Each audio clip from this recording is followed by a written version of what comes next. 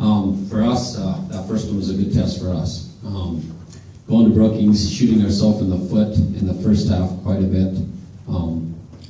But our kids refocused. I maybe threatened them a little bit in the sense I said, if you want to run the 2-minute, we either start completing passes or we're just pounding the ball from now on. And being we couldn't pound the ball, it was a good idea that they completed some passes.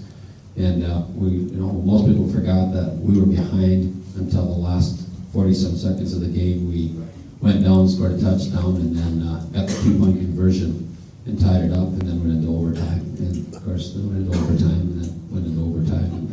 And so it took us a while, but that was a great experience for our kids. We got about another half a game of experience in. But through that process, we lost Keaton LaCroix for this season. He's got an ACL tear. And he did that without any contact. He just stopped right in front of me trying to cut back to make a tackle. And his hip stayed high and his knee went in, and the rest is history. We'll find out on Friday what kind of surgery or when he's going to have surgery or if he's going to wait. He's also loves basketball, and I'm thinking he's trying to think if he could try to play with a brace or not, but that'll all be discovered on Friday. Other than that, we came up pretty healthy. Nick Aaron's a kid that transferred in, played defensive end and tackle, and he didn't say anything during the game, but after the game, he touched his big toe and it hurt pretty bad. He's got turf toe and I think a sprained arch.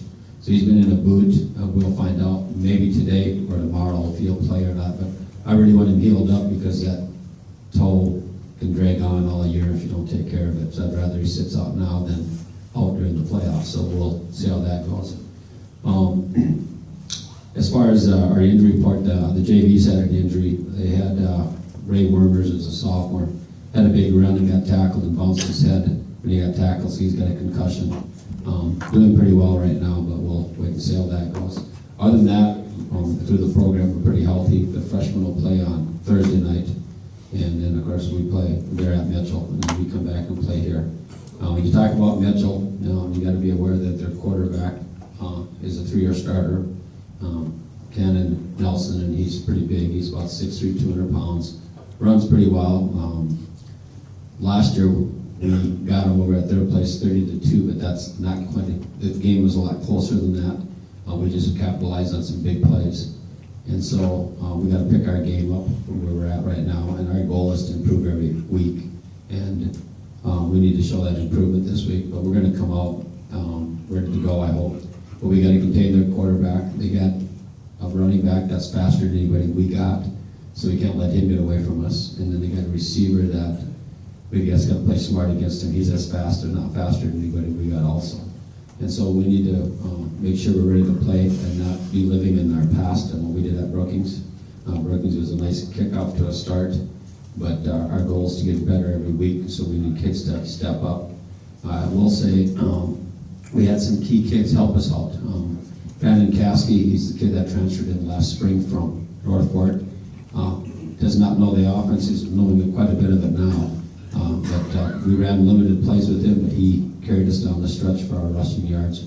I think between him and Sheldon, that was most of our rushing, and that's probably about 100 yards, a little over. Besides that, Nick Rakusic is a junior that had the last interception in the 5th overtime. That was his first interception in his life, so he felt pretty good about it. So that was great.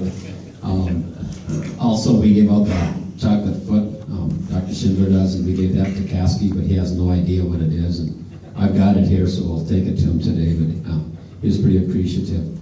But our overall kids played pretty, let's just say we got better as the game went on, and hopefully we can see that kind of improvement as we go. Reed Swatsky was 20 for 40 throwing the ball. That's a lot of passing, but we were limited on what we could do on the ground. And he actually, when I watched the tape, he should have probably been 28 or 29 for 30.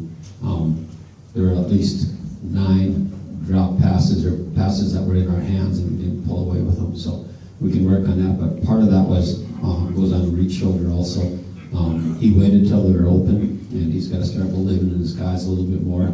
We got to throw the ball when we think they're going to get open. And then on the break, they were closing on us with their speed before we got the ball there. So that's some timing things that we've been working on this week. And then we were putting a few more things to try to compliment our kids. So The goal this week, hopefully if Nick can play again, I'd like to be at about 20 starters between the 22 positions, offense and defensively. And if we can do that and then stay strong, that'll help us out that much more.